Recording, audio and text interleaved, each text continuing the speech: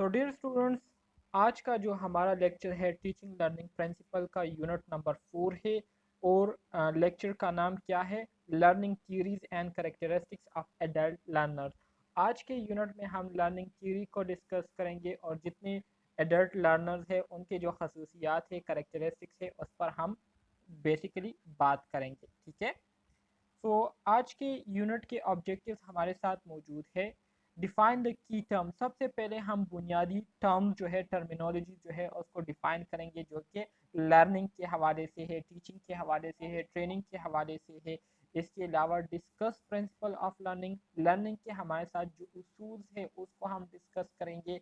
इसके साथ साथ एडल्ट लर्नर्स किसे कहते हैं, ठीक है, और एडल्ट लर्नर्स के खसूसियात क्या है, ठीक है, उस पर बात करेंगे। इसके साथ साथ हम एडल्ट और चाइल्ड लर्निंग के दरमियान जो डिफरेंस है उस पर हम बात करेंगे। इसके अलावा हम अच्छा जी, identify factor that influence learning, वो तमाम फैक्टर जो है हम डिस्कस करेंगे जिसकी वजह से हमारी लर्निंग जो है वो मुतासिर होती है।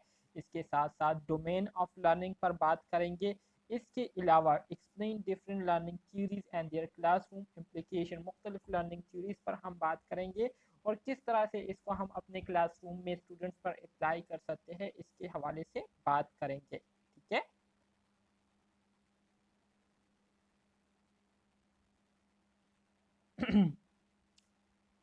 की टर्म, सबसे पहले हम की टर्म्स को डिस्कस करेंगे जिसमें पहले नंबर पर हमारे साथ आता है टीचिंग। टीचिंग किसे कहते हैं? टीचिंग से मुराद पढ़ाना। ठीक है, मैं आप स्टूडेंट्स को पढ़ा रहा हूं तो इसको हम क्या कहते हैं? टीचिंग कहते हैं। पढ़ाने के दौरान हम क्या करते हैं? पढ़ाने के दौरान हम इंफॉर्मेशन, नॉलेज को अपने स्टूडेंट्स के साथ क्या करते हैं? शेयर करते हैं। और ऐसे तरीके से शेयर करते हैं जिसकी वजह से उनकी जो एटीट्यूड है, उनके जो बिहेवियर है उसमें मॉडिफिकेशन आ जाती है, उसमें चेंजेस आ जाती है, वो ज़्यादा से ज़्यादा जो है उनमें बेहतरी आने लगती है। तो इस अमल को हम क्या कहते हैं? इस अमल को हम टीचिंग कहते हैं। The process of providing information और नॉलेज और skills to learners, trainees, and to by their own action make them change their attitude and behavior is called teaching. Teaching असल में हमारे साथ ये वो अमल होता है जिसके ज़रिए हमारे पास जो नॉलेज होती है या जो इंफॉर्मेशन हमारे पास होती है या हमने जो स्किल्स सीखे हुए होते हैं, लर्न किए हुए होते हैं, तो उन स्किल्स, इंफॉर्मेशन, नॉलेज को हम अपने स्टूडेंट्स के साथ शेयर करते हैं या उनसे प्रैक्टिकली करवाते हैं और इसी तरह से उनकी जो एटीट्यूड और बिहेवियर है उसमें हम मॉडिफिकेशन लाते हैं, उसमें हम इम्प्रूवमेंट लाते हैं। तो इस अमल को हम क्या कहते हैं? इस अमल को हम टीचिंग कहते हैं। ठीक है। इसके बाद हमारे साथ जो दूसरा टर्म आता है इसको हम फैसिलिटेशन कहते हैं। फैसिलिटेशन से क्या मुराद है? फैसिलिटेशन से मुराद फैसिलिटेट करना, लोगों को जो है हेल्प करना, लोगों को गाइडेंस देना, इसको हम फैसिलिटेशन कहते हैं। तो facilitation is to guide participants through a process of discussion, reflection and self earning is called facilitation।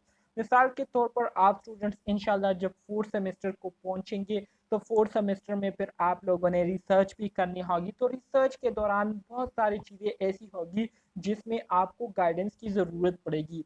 तो वहाँ पर फिर मैं आप स्टूडेंट्स को जो है डिस्कशन के ज़रिए जो है आप स्टूडेंट्स को गाइड करूँगा कि किस तरह से आप अपने प्रपोजल को इफ़ेक्टिव बना सकते हैं, अट्रैक्टिव बना सकते हैं, जिसकी वजह से आपकी प्रपोजल को बाय फर्स्ट अटेम्प्ट एक्सेप्ट जो है वो किया जा सकता है या उसको जो है एक्सेप्ट जो है वो आपके सुपरवाइजर फर्स्ट अटेम्प्ट में ही कर लेंगे। ठीक है।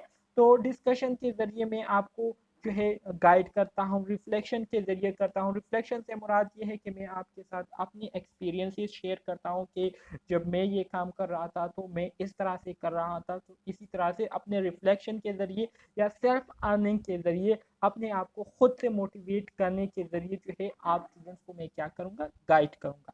तो इस अमल को क्या कहते हैं? फैसिलिटेशन कहते हैं।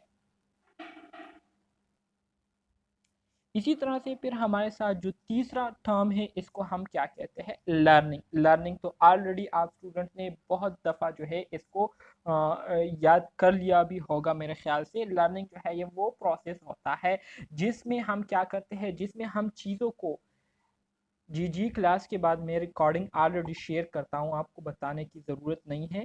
तो लर्निंग में हम क्या करते हैं, लर्निंग में हम अपने एक्सपीरियंस के ज़रिए अपने स्किल्स और बिहेवियर को क्या करते हैं, मॉडिफाई करते हैं, ठीक है, उसको इम्प्रूव करते हैं, उसको सीखते हैं, तो इसको हम लर्निंग कहते हैं। मिसाल के तौर पर मैंने आपको पहले भी एग्जांपल दिया था कि आप पोस्ट आर कर रहे हैं या आप BSN के स्टूडेंट हैं, फर्स्ट सेमेस्टर में पढ़ रहे हैं, तो अभी आपको कोई भी स्किल जो है वो नहीं आ रही, ठीक है, किसी भी स्किल का आपको पता नहीं है, तो आपसे पहली बार जब IV लाइन जो है की जा रही होती है, आपको कहा जाता है कि IV लाइन पास करे, तो उस टाइम जो है आपके पास इतनी नॉलेज नहीं होती, इतनी तजुर्बा आपके पास नहीं होता कि आप IV लाइन को सही तरीके से पहली अटेम्प्ट में ही उसको क्या करें, पास कर दे।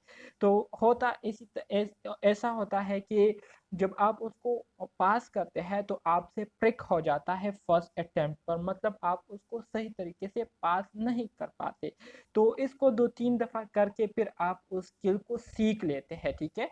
तो मतलब यह है कि चीज़ों को प्रैक्टिकली करके जब आप लर्न करते हैं, सीखते हैं, ठीक है, और आपकी रवैये में जो है चेंजेस आती है, बेहतरी आती है, तो इस अमल को हम लर्निंग कहते हैं। सही है।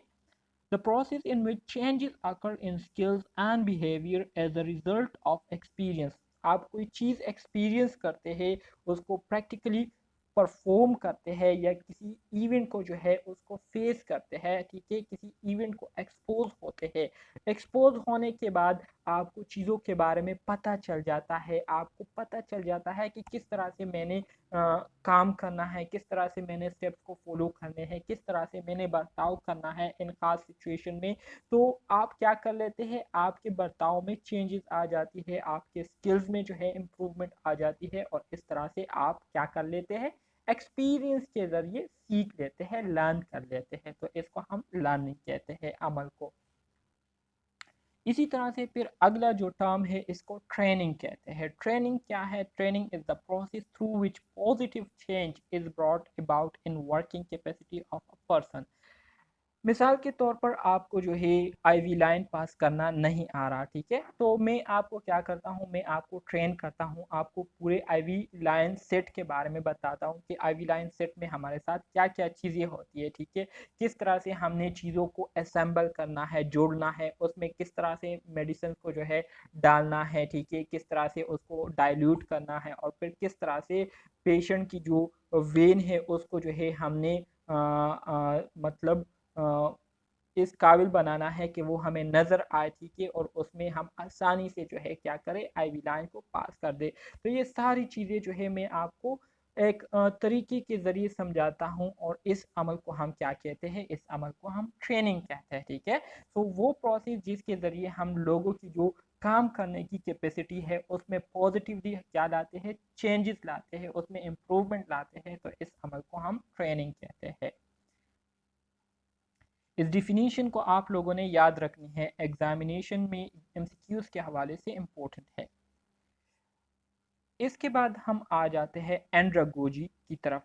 अगर आपको याद हो तो इससे पहले यूनिट में हमने जो लर्निंग स्टेजेस है, डेवलपमेंटल लर्निंग स्टेजेस है, उसके हवाले से हमने बात की थी कि हमारे साथ 3 स्टेजेस है, जिसमें एक हमारे साथ पीडागोजी होता है, एक हमारे साथ एंड्रागोजी कहलाता है, और एक हमारे साथ जीरागोजी होता है।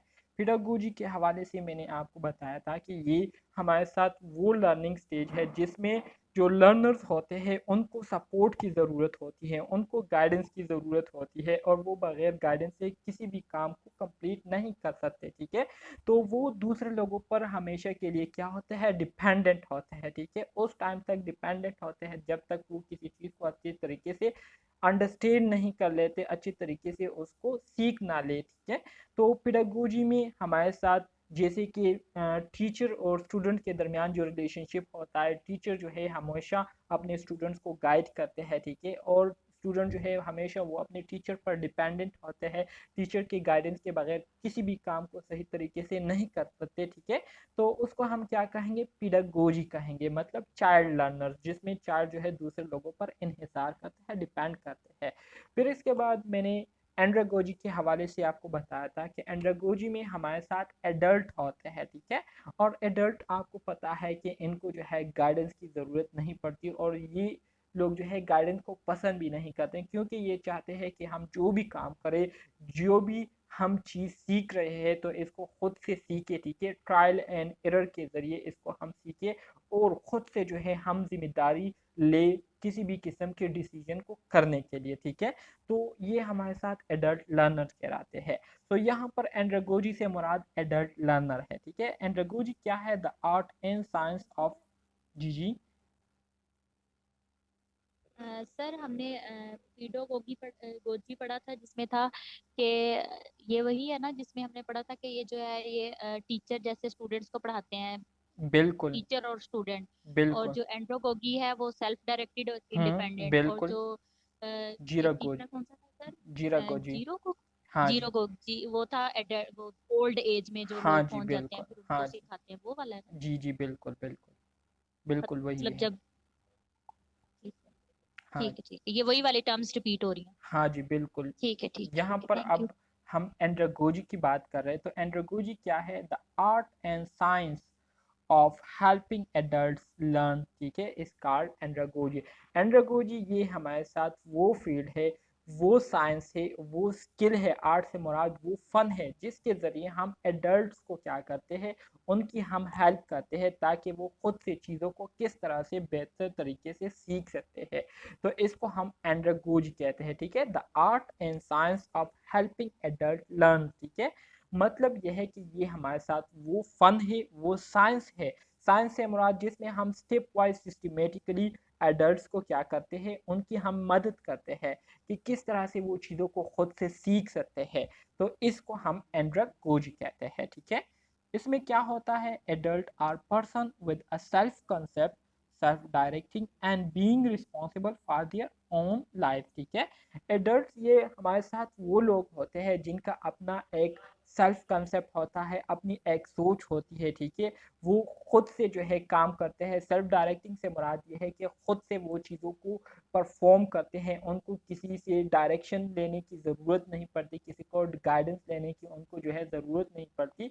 और इसके साथ साथ सर जैसे आप हमें सिखा रहे हैं, हम पेडागोजी हैं। जी जी बिल्कुल। यहाँ पर आप मेरे स्टूडेंट्स हैं तो आप बिल्कुल पेडागोजी क्लास में आते हैं। और इसी तरह से बहुत सारी ऐसी चीज़ें हैं जो कि इंशाल्लाह मैं फिर आप स्टूडेंट्स से सीखूंगा और आप स्टूडेंट्स की जो रहनुमाई है उसकी मुझे ज़रूरत पड़ेगी। तो काइंडली फिर उस टाइम जो है आप लोगों ने गायब नहीं होना, बल्कि मुझे जो है ज़रूर गाइड करना है जब मुझे आपकी गाइडेंस की ज़रूरत पड़े।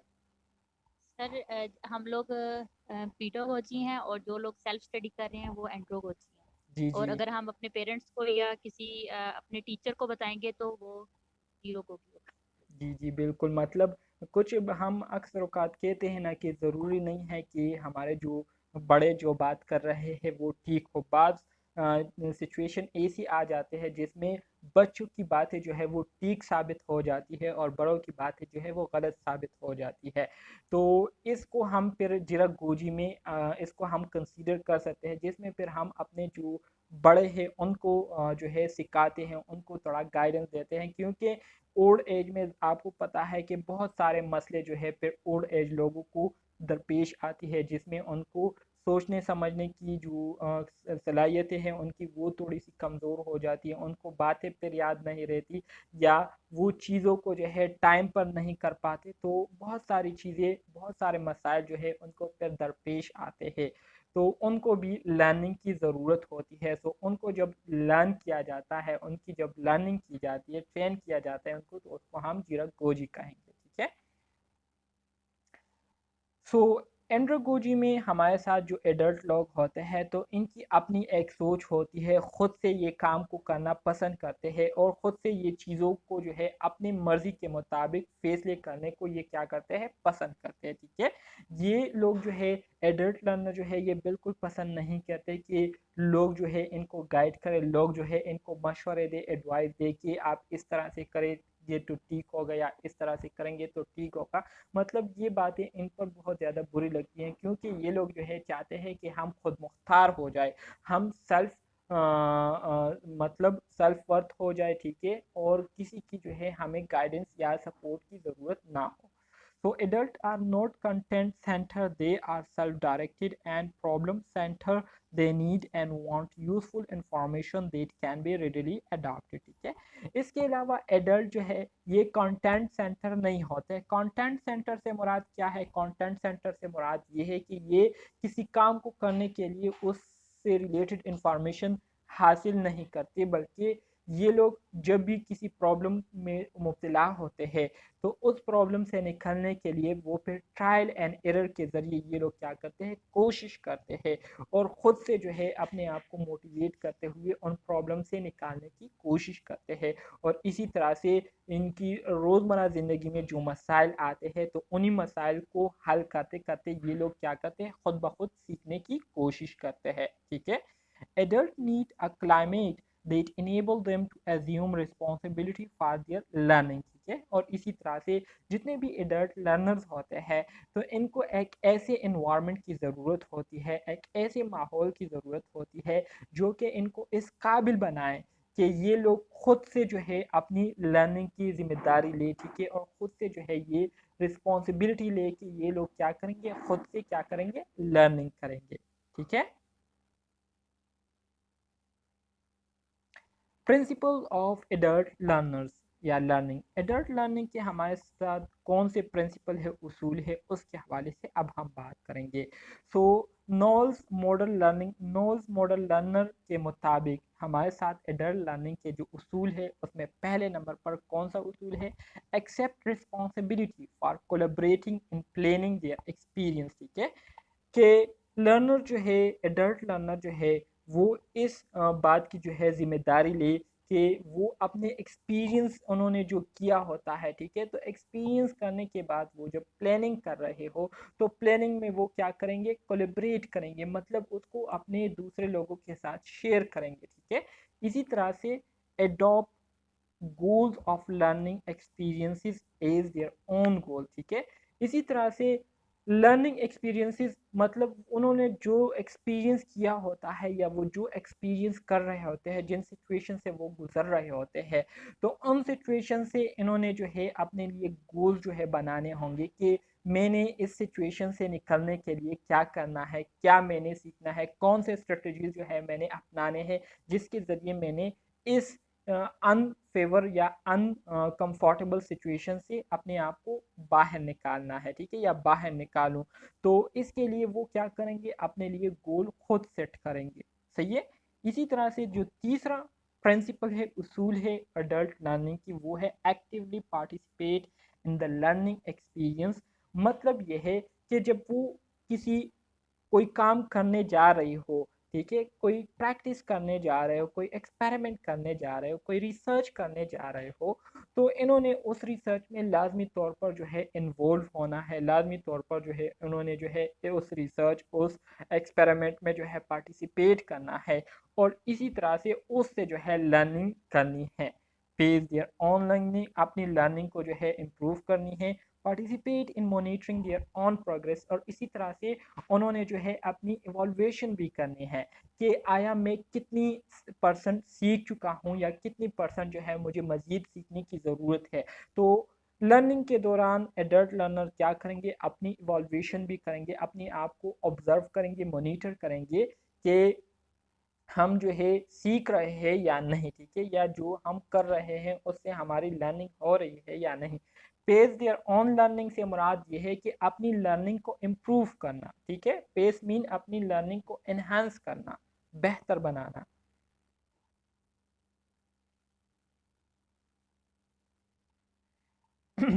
हाउ टू लर्न इफेक्टिवली, कैसे हम इफ़ेक्टिवली लर्न कर सकते हैं। इफ़ेक्टिवली से मुराद ये है कि हम ऐसा लर्न करें जिससे हमें ज़्यादा से ज़्यादा फ़ायदा पहुँचे और कम से कम हमें नुकसान हो उसका, ठीक है, तो इसको कहते हैं इफ़ेक्टिवली लर्निंग। तो what I here I forget, ठीक है, मतलब यह है कि जो आपने सुना या जो मैंने सुना वो मैं भूल गया हूँ। तो इसके साथ साथ फिर हम क्या करेंगे, what I here I forget, मतलब यह है कि जो आप सीखते हैं तो आपने उसको याद रख के ये फिर नहीं कहना कि मुझे सब कुछ आते हैं। अक्सर औकात जो है कुछ लोग ऐसे होते हैं जो कि 2-3 अल्फाज सीख लेते हैं तो उसके बाद वो कहते हैं कि नहीं मुझे सब कुछ आता है और आपको नहीं आता। इस तरह से आप लोगों ने जो है कभी भी नहीं करना, बल्कि हाँ, आपको बहुत सारी चीज़ें आती होंगी, लेकिन जो अक्लमंद लोग होते हैं, अक्लमंद लोगों की निशानी ये होती है कि ये लोग अपने आप को इतनी आसानी से एक्सपोज नहीं करते दूसरों के सामने कि हाँ, हमें बहुत सारी चीज़ों का पता है या इल्म है, बल्कि वो हमेशा यही कहते हैं कि हमें कुछ नहीं आता, ठीक है। और ये आजिज़ी की भी एक निशानी है कि बंदा जब आजिज़ होता है तो इससे वो हर तरह की जो बुराई है उससे महफूज रहते हैं, ठीक है। और इसी तरह से गरूर तकब्बुर से भी वो महफूज रहते हैं। तो आप लोग जब ये चीज़ें सीख लेते हैं, सीख लेंगे, तो फिर आप लोगों ने ये नहीं कहना कि हाँ, हमें सब कुछ आता है, बल्कि आप लोगों ने कोशिश करनी है कि आप दूसरे लोगों से नई नई बातें जो है सीखें, नई नई बातें जो है वो जाने, उसको याद रखें, ठीक है। मतलब ये है कि जो सुने उसको अपने दिल में रखे, दिमाग में रखे, लेकिन आप लोगों ने ये जाहिर नहीं करना कि हाँ, हमें सब कुछ आता है, या ये नहीं शो करना कि हमें सब कुछ आता है और हमें मज़ीद लर्निंग की ज़रूरत नहीं है। दूसरा काम आप लोगों ने क्या करना है, what I C I remember. जो चीज़ भी आप देख ले तो उसको आप लोगों ने याद रखनी है, ठीक है। किसी तरह से भी आप लोगों ने जो है उसको याद रखना है। इसके अलावा what I do I know, और जो काम आप लोग करने जा रहे हैं या कर रहे हैं तो आपको पता होना चाहिए कि जो काम आप कर रहे हैं वो क्या है, इससे आप पर क्या असरात मुरतब होंगे, इससे आपके इर्द गिर्द माहौल पर क्या असरात मुरतब होंगे, पार्टिसिपेंट या पेशेंट पर क्या असरात मुरतब होंगे। तो आपको जो है आपके हर अमल के जो प्रोज और कौन है उसके बारे में आपको पता हो, ठीक है। कि जो अमल आप करने जा रहे हैं इससे क्या फ़ायदे आपको पहुंचेंगे, क्या फ़ायदे आपके पेशेंट को पहुंचेंगे, क्या फ़ायदे आपके हॉस्पिटल सिस्टम को पहुंचेंगे। तो ये सारी चीज़ों के बारे में आपको पता होना चाहिए। तो इस तरह से आपकी जो लर्निंग है वो फिर इफ़ेक्टिव होगी और आप इफ़ेक्टिव तरीके से अपने पेशेंट को डील कर सकेंगे। हाउ टू लर्न इफ़ेक्टिवली, किस तरह से हम इफ़ेक्टिवली लर्न कर सकते हैं, तो इसको भी जानना बहुत ज़्यादा ज़रूरी है, जो कि मैं आपके साथ अभी ग्रुप में भी मैंने आपको इस स्लाइड को शेयर किया था कि ये स्लाइड बहुत ज़्यादा इंपॉर्टेंट है एक एमसीक्यूज़ के हवाले से। So people do not learn everything that is taught, ठीक है। अब मैं आप स्टूडेंट्स के साथ जो है मुख्तलिफ चीज़ों के बारे में आप स्टूडेंट के साथ डिस्कशन कर रहा हूँ। तो कोई भी ऐसा शख्स नहीं है दुनिया में जो कि हर एक बात को जो है याद रखे और हर एक चीज़ जो है उनको याद रहे, ये एक कॉमन बात है, ठीक है। ज़ाहिरी बात है बहुत सारी चीज़ें ऐसी होगी जो कि मैं आप स्टूडेंट्स के साथ शेयर कर रहा हूँ, तो उसमें से आप जो है कुछ चीज़ों को आप गेन कर रहे होंगे और कुछ चीज़ें जो है वो आपके सर से ऊपर से गुजरेंगी, ठीक है। मतलब आपको याद नहीं रखेंगी रहेंगी, लेकिन जब आप दोबारा से इन चीज़ों को रिवाइज करेंगे तो वो सारी चीज़ें फिर आपको याद आ जाएंगी जो कि मैंने आप स्टूडेंट के साथ शेयर किया था। So we learn only 20% of what we hear. मिसाल के तौर पर आप स्टूडेंट में से अगर कोई स्टूडेंट अब एसी स्टाइल में जो है लेटे हुए हो कि उन्होंने मोबाइल को साइड में रखा हुआ हो, ठीक है, और हेडफोन को जो है कानों में लगाए हुए हो और सिर्फ मेरी लेक्चर आवाज़ को सुन रहे हैं, तो इस मेथड के ज़रिए ये स्टूडेंट जो है सिर्फ 20% जो है मुझसे लर्निंग कर सकेंगे, मुझसे जो है सीख सकेंगे, और बाकी जो 80% है वो इनसे रह जाएगा, ठीक है। तो मतलब ये है कि अगर आप किसी चीज़ को सुन रहे हैं, सिर्फ उसको आप सुन रहे हैं ऑडियो में, ठीक है, तो इससे आपकी 20% लर्निंग होती है। इसी तरह से we can use 40% of what we hear and see. इसी तरह से जब हम किसी चीज़ को सुन भी रहे हो और सुनने के साथ साथ उसको हम देख भी रहे हो, जैसे कि अभी आप लोग स्लाइड्स को भी देख रहे हैं, ठीक है, और इसके साथ साथ आप लोगों को मेरी आवाज़ भी सुनाई दे रही है। तो इससे आपकी 40% लर्निंग हो रही है, मतलब 40% आप चीज़ों को अभी गेन कर रहे हैं, ठीक है। बहुत ही इंटरेस्टिंग पॉइंट्स है ये। इसके अलावा what can you we can use 80% of what we see hear and experience. इसी तरह से अब आप लोग जो है मेरी बातों को सुन रहे हैं, इसके साथ साथ आप लोग जो है मेरी बातों को देख भी रहे हैं, स्लाइड्स को देख भी रहे हैं, और स्लाइड देखने के साथ साथ आप उसको जो है उसके नोट्स भी बना रहे हैं। तो इससे आपकी 80% लर्निंग होगी, मतलब सबसे ज़्यादा लर्निंग जो है आपके इस स्टाइल से होगी, ठीक है। कि अगर आप एक चीज़ को देख भी रहे हो, उसको सुन भी रहे हो, और उसको फिर आप प्रैक्टिकली एक्सपीरियंस भी कर रहे हो, ठीक है, अपने आप पर अप्लाई कर रहे हो या उसके नोट बना रहे हो, मतलब लिखाई भी साथ में आप कर रहे हो, तो इससे आपकी क्या होगी, इससे आपकी 80% लर्निंग होगी, ठीक है। एमसीक्यूज के हवाले से इम्पोर्टेंट है। Characteristics of adult learners. अब हम एडल्ट लर्नर्स की खसूसियात के हवाले से बात करेंगे कि हमारे साथ जो एडल्ट लर्नर है इनमें कौन सी खसूसियात पाई जाती है। There are six main characteristics of adult learners according to Malcolm Knowles, who was one of the pioneer in this field, ठीक है। Malcolm Knowles जो थे ये इस फील्ड के एडल्ट लर्निंग के एक स्पेशलिस्ट थे, ठीक है, और इनको जो है इन्होंने इस फील्ड में जो है स्पेशलिटी की थी, मतलब कोई स्पेशलिटी इन्होंने की थी जिसकी वजह से इनको बहुत सारी चीज़ों के बारे में पता था। तो इन्होंने जो है एडल्ट लर्नर की 6 बुनियादी खसूसियात जो है यहाँ पर मेंशन किए हुए हैं, बताए हुए हैं, जिसमें पहला जो खसूसियत है वो ये है कि adult learner is self directed autonomous. Adult learner जो है ये सेल्फ डायरेक्टेड होते हैं, ठीक है, मतलब यह है कि इनको ये कहने की ज़रूरत नहीं होती कि आपको ये चीज़ करना चाहिए, ये या ये स्किल जो है सीखनी चाहिए, बल्कि ड्यूरिंग लाइफ प्रोसेस, लाइफ के दौरान जब वो किसी प्रॉब्लम को एक्सपीरियंस करते हैं, किसी मसले को जो है वो फेस करते हैं, तो उस मसले को फेस करने के बाद फिर वो लोग क्या करते हैं, उस मसले को हल करने के लिए उसके हवाले से मुख्तलिफ टेक्निक्स को सीखते हैं, ख़ुद ब खुद ट्रायल एंड एरर के ज़रिए मुख्तलिफ इंफॉर्मेशन को जो है ख़ुद ब खुद हासिल करते हैं।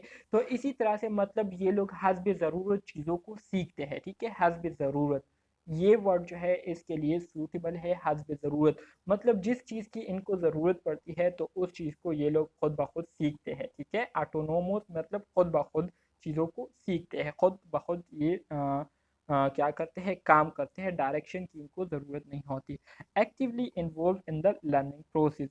एडल्ट लर्नर जो है ये लर्निंग प्रोसेस में एक्टिवली इन्वॉल्व होते हैं। सेल्फ डायरेक्टेड का एक मतलब ये भी है कि जब कोई प्रॉब्लम इनको दरपेश आ जाती है तो ये लोग दूसरों को इसमें शामिल नहीं करते, बल्कि उस प्रॉब्लम को खुद ब खुद हल करने की कोशिश करते हैं, जिस वजह से ये लोग जो है बजाते खुद उस मसले में बहुत ज़्यादा क्या होते हैं, दिलचस्पी लेते हैं और बहुत ज़्यादा उसमें इन्वॉल्व हो जाते हैं। Make choices relevant to their learning objective. इसी तरह से अपने लर्निंग ऑब्जेक्टिव्स के हवाले से क्या करते हैं, अपने लिए चॉइसेस बनाते हैं, ठीक है, मतलब यह है कि मैंने क्या चीज़ें सीखनी है, किस तरह से मैंने सीखने हैं, तो उससे रिलेटेड ये लोग अपने लिए प्लानिंग करते हैं, ठीक है। Direct there learning goals. अपने जो लर्निंग गोल्स है उसको ये लोग खुद ब खुद क्या करते हैं, डायरेक्ट करते हैं, उसकी तरफ जो है बढ़ने की कोशिश करते हैं, बढ़ते चले जा रहे होते हैं।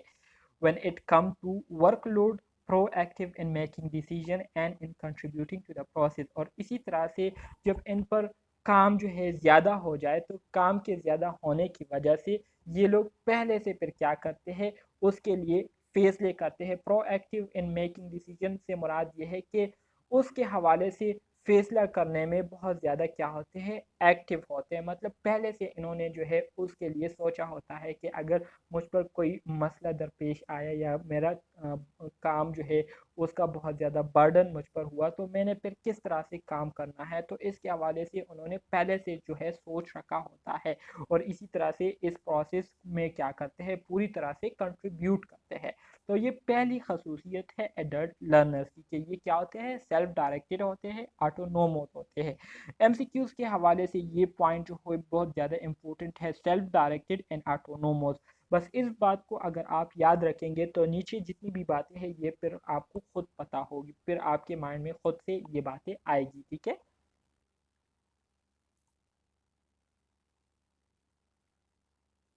दूसरा करेक्टरिस्टिक्स हमारे साथ एडल्ट लर्नर की ये है कि adult learning utilises knowledge and life experience. ज़ाहिरी बात है, जैसे कि मैंने आपको कहा कि एडल्ट लर्नर्स क्या है, हस्ब ज़रूरत चीज़ों को सीखते हैं। हस्ब ज़रूरत से मुराद ये है कि जब ये लोग कोई काम कर रहे हो तो काम के दौरान जब इनको कोई मसला दरपेश आ जाए तो उस मसले को हल करने के लिए ये लोग फिर क्या करते हैं, मुख्तलिफ सोर्सेज से इंफॉर्मेशन हासिल करते हैं और फिर खुद ब खुद ट्रायल एंड एरर के ज़रिए क्या करते हैं, उन मसलों को हल करते हैं और सीखते हैं। ठीक है, so connect their past experiences with their current knowledge base and activities। पहले इनको लाइफ में जो प्रॉब्लम आए हुए थे या इन्होंने जो प्रॉब्लम एक्सपीरियंस किए थे तो उससे जो है इंफॉर्मेशन लेकर उस इंफॉर्मेशन के बेस पर अपनी नॉलेज को जो है, मौजूदा नॉलेज को मॉडिफाई करते हैं और इसी तरह से इसी नॉलेज के बेस पर वो अपने काम, रोज़मर्रा की जो एक्टिविटीज़ है उसको सरअंजाम देते हैं। Educators need to be well versed in how to help students in drawing out relevant past knowledge and experiences। इसी तरह से जो एडल्ट लर्नर्स को सिखाने वाले लोग होते हैं तो वो फिर एडल्ट्स को जब सिखाते हैं तो सिखाने के दौरान वो फिर बेहतर तरीके, ऐसे तरीके से उनको गाइड करते हैं जिससे वो लोग जो है बुरा भी ना माने और वो जो है अपने पास्ट एक्सपीरियंसेस और नॉलेज को जो है बेहतर तरीके से अपने मौजूदा सिचुएशन के साथ जो है रिलेवेंट करते हैं और उसी पास्ट नॉलेज और एक्सपीरियंस के बेस पर अपने मौजूदा मसाइल को जो है हल करने की कोशिश करते हैं। In addition, educator must know how to relate the sum of learner experience to current learning experiences। वही बात है कि जो एजुकेटर्स होते हैं, जो सिखाने वाले होते हैं, तो वो लोग जो है उनको ये भी पता होता है कि किस तरह से मैंने अपने एडल्ट लर्नर की जो पास्ट एक्सपीरियंसेस है उसको मैंने करंट लर्निंग एक्सपीरियंसेस के साथ जो है रिलेट करना है। तो ये सारी चीज़ों के बारे में जो है एडल्ट लर्नर जो है बहुत ज़्यादा एक्टिव होता है और ये हमारे साथ दूसरी खसूसियत है एडल्ट लर्नर्स की। इसके बाद हमारे साथ जो तीसरी खसूसियत है वो adult learning is goal oriented. Adult learning is goal oriented से मुराद ये है कि ये लोग अपने जो मकासद है उस पर जो है फोकस करते हैं और अपने मकासद को क्या करते हैं, उसको हर तरह से मुकम्मल करने की कोशिश करते हैं। ठीक है, तो एडल्ट लर्नर क्या होते हैं, गोल ओरिएंटेड होते हैं, मतलब अपने मकासद पर काम कर रहे होते हैं actively.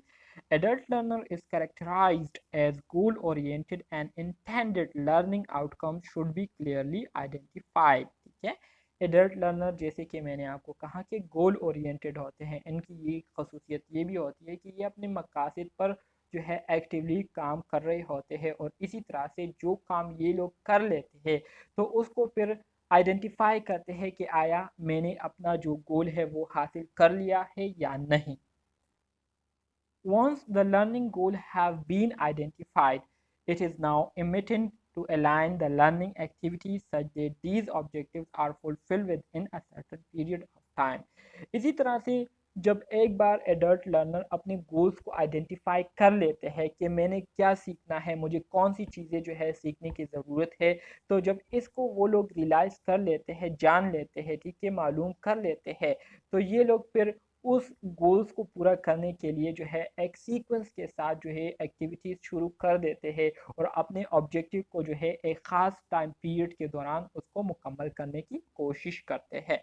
This approach is a great way to maximise student learning experience. और ये हमारे साथ एक ऐसा प्रोसेस है जिसके ज़रिए एडल्ट लर्नर जो है वो ज़्यादा से ज़्यादा चीज़ों को क्या करते हैं, लर्न कर सकते हैं। सही है, समझ आ रही है आप स्टूडेंट्स को? किसी चीज़ में अब तक जितना भी पढ़ा है कंफ्यूजन तो नहीं है?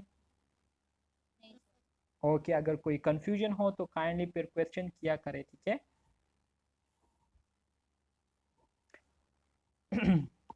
Adult learner is relevancy oriented.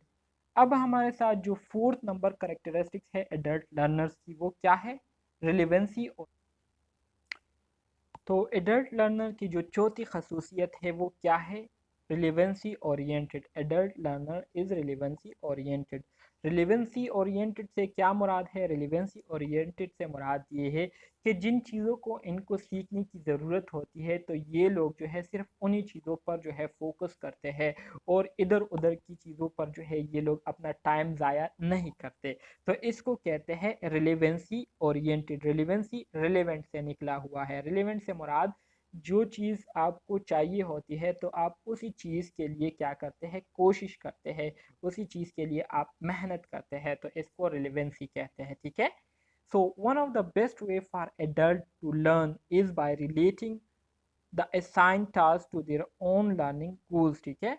इसी तरह से एडल्ट लर्नर्स के लिए सबसे बेहतरीन तरीका एक ये भी है सीखने का कि ये लोग जो है अपने जो इनको जो टास्क असाइन हुए हैं तो उस टास्क को ये लोग जो है अपने लर्निंग गोल के साथ क्या करें, कंपेयर करें कि हमारे जो लर्निंग गोल्स है, हमने अपने लिए जो ऑब्जेक्टिव्स बनाए हुए हैं कि हमने ये चीज़ें सीखनी है, तो आया जो असाइन टास्क, जो काम मुझे जो जिम्मेदारी दी गई है या जो जिम्मेदारी है मेरी, आया ये जिम्मेदारी मेरी लर्निंग गोल्स के साथ रिलेट करता है या नहीं, लर्निंग गोल्स के साथ ये एक जैसे है या नहीं। तो इस तरीके से ये लोग जो है फिर बेहतर तरीके से इस पर काम करेंगे और इस तरह से इनके जो लर्निंग गोल्स है वो भी पूरे होंगे और इसके साथ साथ इनका जो टास्क है, ठीक है, वो भी क्या हो जाएगा, मुकम्मल हो जाता है। If it is clear that the activities they are engaged into directly contribute to achieve their personal learning objectives, then they will be inspired and motivated to engage in projects and successfully complete them. वही बात है जो कि मैंने आपको कही कि अगर इनको ये बात वाज़ेह हो जाए, क्लियर हो जाए कि इनको जो टास्क दिया गया है ये टास्क इनके लर्निंग गोल के साथ रिलेटेड है, इसके बिल्कुल जैसे है, ठीक है, तो ये लोग जो है फिर अपने टास्क को कंप्लीट करने के साथ साथ ये लोग अपने लर्निंग गोल्स को भी कंप्लीट कर लेते हैं, क्योंकि दोनों चीज़ें जो है वो सेम होती है, एक दूसरे के साथ रिलेट कर रही होती है। तो इस तरह से ये लोग बहुत मोटिवेशन के साथ फिर अपने प्रोजेक्ट्स में इन्वॉल्व होते हैं, अपने प्रोजेक्ट्स में इंगेज होते हैं और इसी तरह से कामयाबी के साथ अपने असाइन को भी कंप्लीट कर लेते हैं, टास्क को भी कंप्लीट कर लेते हैं और इसके अलावा अपने जो लर्निंग गोल्स है वो भी मुकम्मल कर लेते हैं। Adult learner highlight practicality. अच्छा जी, ये पांचवी खसूसियत है एडल्ट लर्नर की जो कि मैंने आपको कही थी कि जो एडल्ट लर्नर है ये पहले से इंफॉर्मेशन नहीं गेन करते, बल्कि जब इनको कोई प्रॉब्लम, कोई सिचुएशन दरपेश आती है तो उस सिचुएशन को हल करने के लिए ये लोग क्या करते हैं, फिर ट्रायल एंड एरर के ज़रिए कोशिशें करते हैं, मुख्तलिफ सोर्सेज से इंफॉर्मेशन लेते हैं, ठीक है, और उसको अंडरस्टैंड करने की कोशिश करते हैं। तो मतलब ये है कि ये चीज़ों को प्रैक्टिकली करके सीखते हैं, ठीक है। तो ये एक पांचवी खसूसियत है एडल्ट लर्नर्स की। Placement is a mean of helping students to apply the theoretical concept learned inside the classroom into real life situation। कि क्लासरूम में आप स्टूडेंट ने जो सीखा होता है, मैं आपको जो कुछ सिखा रहा हूँ यहाँ पर आपको टीच कर रहा हूँ और इंशाल्लाह जब आप लोग पोस्ट आर कर लेंगे, इंशाल्लाह कंप्लीट कर लेंगे, तो कंप्लीट करने के बाद जब आप लोग फिर टीचिंग फील्ड में जाते हैं तो टीचिंग फील्ड में आप इन्हीं मेथड्स को अगर फॉलो करेंगे, ठीक है, कि किस तरह से मैं अपनी टीचिंग को मज़ीद इम्प्रूव बना सकती हूँ, किस तरह से मैं अपने स्टूडेंट्स को जो है सेटिस्फाई कर सकती हूँ कि जो इनके ऑब्जेक्टिव्स थे, ठीक है, वो मैंने बेहतर तरीके से इनको डिलीवर कर दिए हैं और इनको उसकी समझ भी आ गई है। तो इन्हीं चीज़ों को जब आप प्रैक्टिकली अप्लाई करेंगे तो फिर आप एडल्ट लर्नर की इस पांचवी खसूसियत में जो है शुमार होंगे, ठीक है। तो ये हमारे साथ पांचवी खसूसियत है। It is very important for educators to identify appropriate ways and covered theoretical learning into practical activities। ठीक है, कहते हैं कि एजुकेटर्स के लिए ये बहुत ही ज़रूरी चीज़ है कि ये लोग जो है एक ऐसी वे या एक ऐसा मेथड जो है वो आइडेंटिफाई करे, ठीक है, जिसके ज़रिए वो थ्योरेटिकल लर्निंग, मतलब जो थ्योरेटिकली मैं आप स्टूडेंट्स को अभी पढ़ा रहा हूँ तो यही थ्योरेटिकल चीज़ें मैं आपसे प्रैक्टिकली जो है करवाऊँ, प्रैक्टिकली आपसे परफॉर्म करूँ। तो इससे आप लोग फिर बेहतर तरीके से चीज़ों को सीखेंगे। जैसे कि अक्सर औकात आप लोगों ने देखा होगा या ख़ुद भी एक्सपीरियंस किया होगा कि क्लासेस में अक्सर औकात टीचर जो है वो स्टूडेंट्स को ग्रुप में डिवाइड करते हैं और उनको एक एक टॉपिक देते हैं। तो उन टॉपिक्स को फिर उन ग्रुप स्टूडेंट्स ने क्या करना होता है, तैयार करना होता है, उस पर प्रेजेंटेशन देनी होती है। तो ये थ्योरेटिकल चीज़ों को प्रैक्टिकली जो है वो लोग क्या करते हैं, परफॉर्म करते हैं, तो इससे फिर ज़्यादा लर्निंग होती है।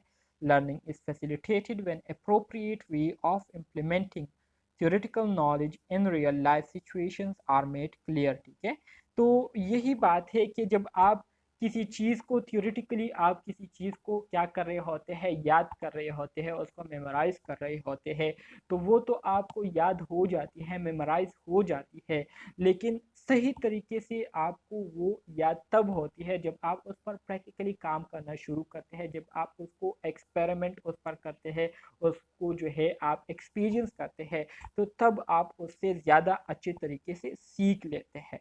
सही है। इसी तरह से जो छठी खसूसियत है एडल्ट लर्नर्स की, वो है encourage collaboration. Adult learner thrive in collaborative relationship with their educators. इसी तरह से जो एडल्ट लर्नर है वो अपने एजुकेटर्स के साथ, एजुकेटर से यहाँ मुराद आपके टीचर्स आते हैं, ठीक है, आपके लेक्चरर्स आते हैं, तो उनके साथ जो है बहुत ज़्यादा कोलेबरेटिवली जो है वो काम करने की कोशिश करते हैं। मिसाल के तौर पर खुद से तो वो काम कर रहे होते हैं, लेकिन वो चाहते हैं कि हमारे जो टीचर है वो भी उनको भी जो है हम अपने साथ क्या करें, शामिल करें, ठीक है, और उनको हम अपने पॉइंट ऑफ व्यू जो है बताएं कि हम जो कर रहे हैं तो इस तरीके से कर रहे हैं।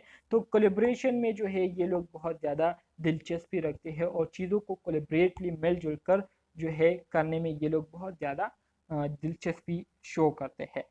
When learners are considered by their instructors as a colleagues, they become more productive। और इसी तरह से लर्नर्स जो है वो अपने इंस्ट्रक्टर को जब कोलीग कंसीडर करते हैं, मिसाल के तौर पर आप स्टूडेंट जो है लर्नर है और आप मुझे जो है अपना कोलीग कंसीडर करते हैं, कि कोलीग से मुराद आप ये भी ले सकते हैं कि आप मुझे एज अ फ्रेंड जो है आप कंसीडर करें कि मैं आपका टीचर हूँ और एज अ फ्रेंडली जो है आप लोग मेरे साथ बात कर रहे हो, मेरे साथ जो है आप प्रॉब्लम जो है वो शेयर कर रहे हो, तो इससे फिर जो लर्नर है वो मज़ीद उनकी जो लर्निंग है वो क्या हो जाती है, पॉजिटिवली मुत्ता इफ़ेक्ट हो जाती है, पॉजिटिवली उसमें इम्प्रूवमेंट आती है और मज़ीद वो फिर दिलचस्पी से क्या करते हैं, लर्निंग करते हैं। ठीक है, when their contribution are acknowledged then they are willing to put out their best work। और इसी तरह से फिर जब मैं आप स्टूडेंट्स की तारीफ़ करता हूँ, ठीक है, आप स्टूडेंट के हार्ड वर्क को देखकर आप स्टूडेंट को जब मैं सराहूँगा, तो इससे आप लोग मज़ीद मोटिवेट होंगे और मज़ीद आप फिर बेस्ट से बेस्ट जो फीडबैक है वो मुझे देने की कोशिश करेंगे। तो ये सारी चीज़ें जो है एडल्ट लर्नर में होती है। तो ये 6 खसूसियात थे एडल्ट लर्नर्स की जो कि मैंने आप स्टूडेंट्स के साथ शेयर किए। उम्मीद करता हूँ इसमें आपको किसी किस्म की कंफ्यूजन नहीं होगी, और अगर है तो आप लोग अभी पूछ सकते हैं।